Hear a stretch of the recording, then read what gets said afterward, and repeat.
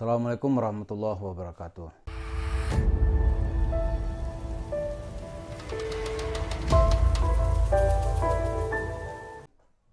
Para pemirsa, mungkin kita masih ingat bagaimana pemerintah Kolombia melakukan operasi untuk menangkap gembong narkoba namanya Pablo Escobar. Operasinya cukup lama karena Pablo Escobar ini sangat lihai bersembunyi, sampai suatu ketika panggilan teleponnya terdeteksi gitu. Maka pada tahun 1994 dia mati ditembak oleh pasukan keamanan di Kolombia. Yang menarik adalah gembong narkoba ini ternyata uangnya sangat banyak. Diperkirakan selama bisnis kartel narkobanya itu, dia telah mendapatkan uang sekitar 500 miliar US dollar, 500 billion US dollar. Kemudian uangnya itu semuanya dalam bentuk cash, disimpan ada yang disimpan di gua, ada yang disimpan di kuburan tua. Terakhir ada orang yang menemukan tumpukan dolar sebanyak 18 juta US dollar atau 18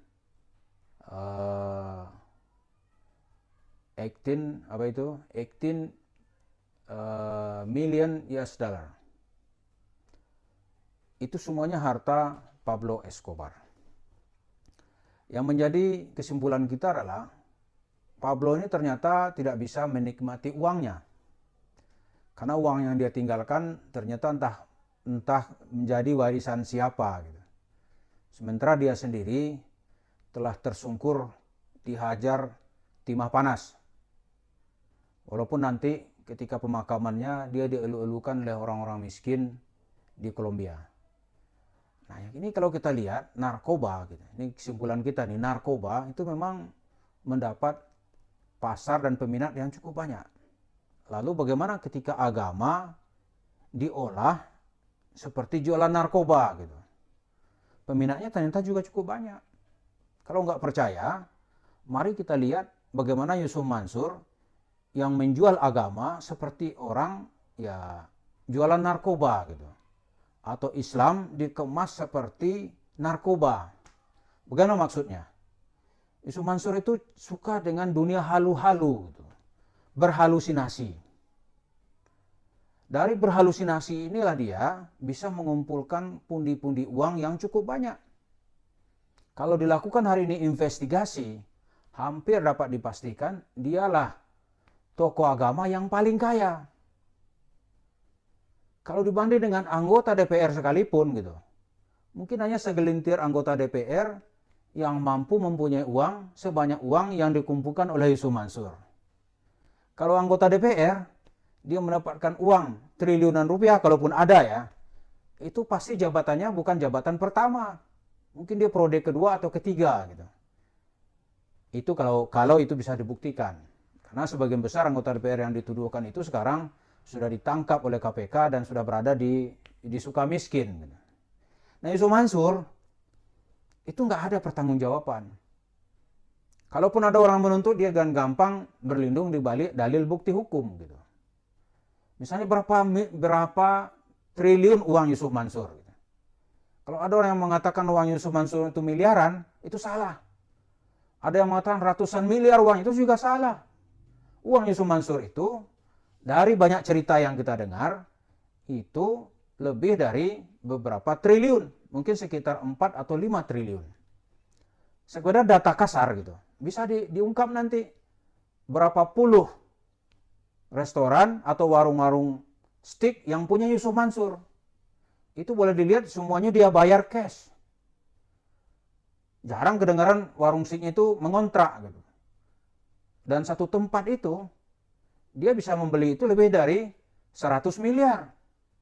Cuma dihitung berapa puluh dia punya di Pulau Jawa gitu. Yang luasnya sangat luas. Itu dari segi bisnis sebenarnya ya itu tidak lagi dalam kategori bisnis gitu. Dengan modal yang begitu besar, dia mendapatkan untung sedikit. Secara bisnis ya tidak masuk dalam hitungan, tapi bagi Yusuf Mansur bukan itu ceritanya. Dia bisa mendapatkan added value dari tempat-tempat yang dia beli itu, yang nanti untungnya akan berlipat. Jadi cerita bisnis stick yang dia ceritakan itu hanya secara formalis saja, formal. Secara formal, ya itulah yang dia ceritakan. Gitu. Jadi apa yang dijual oleh Yusuf Mansur? Gitu. Yusuf Mansur itu mengemas agama seperti orang mengemas narkoba. Atau Islam dijual dengan tawaran seperti tawaran narkoba gitu. Bagaimana tawaran narkoba? Orang mau beli narkoba itu kalau dia bukan pemakai, dia tuh pasti pengedar. Kalau dia pengedar, coba dilihat tuh cerita-cerita anaknya Freddy Budiman, gembong narkoba yang dieksekusi mati di Nusa Kambangan. Menurut cerita anaknya, bagaimana enggak untung besar katanya. Modalnya 7.000, dijual 100.000. 7.000 jual 100.000. Kalau dia dengan kos-kos lain dia habis misalnya 40.000, itu masih untung besar. Kali berapa peminatnya dan dia habiskan setiap tahun di Indonesia ini.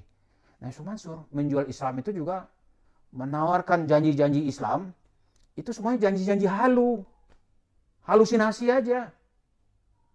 Kalaupun dia terdesak nanti paling dia maki-maki Tuhan.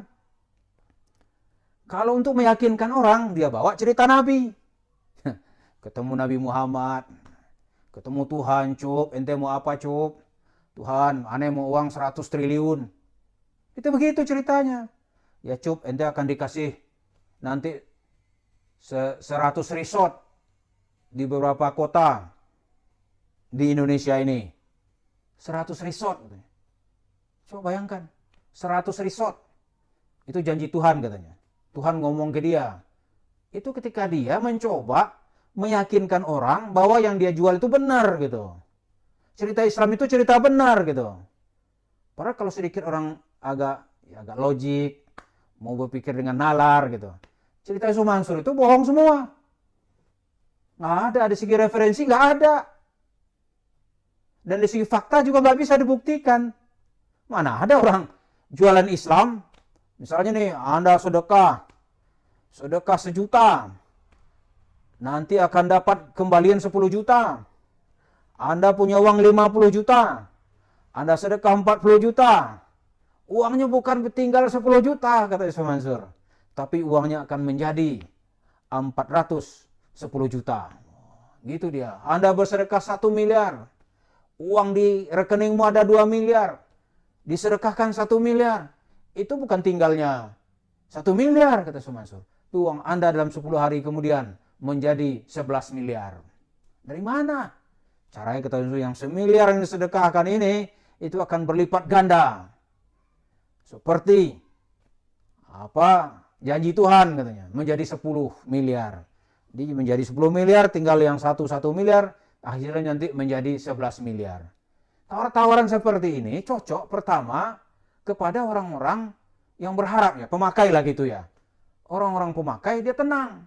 Wah, ini kalau begini, selain itu semua kesalahan-kesalahan tadi itu diampuni Tuhan.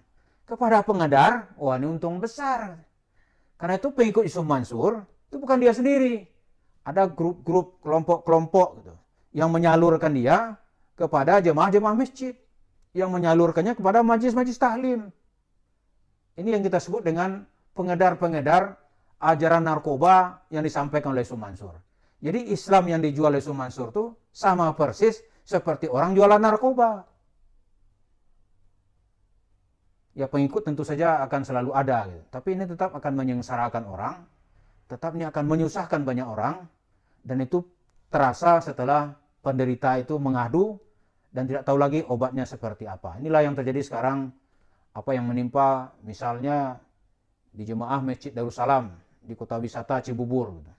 Itu ratusan korban-korban bergelimpangan akibat jualan Islam yang ditawarkan oleh Yusuf Mansur dengan labelnya yaitu investasi di batu bara. Nama kerennya Jabal Nur.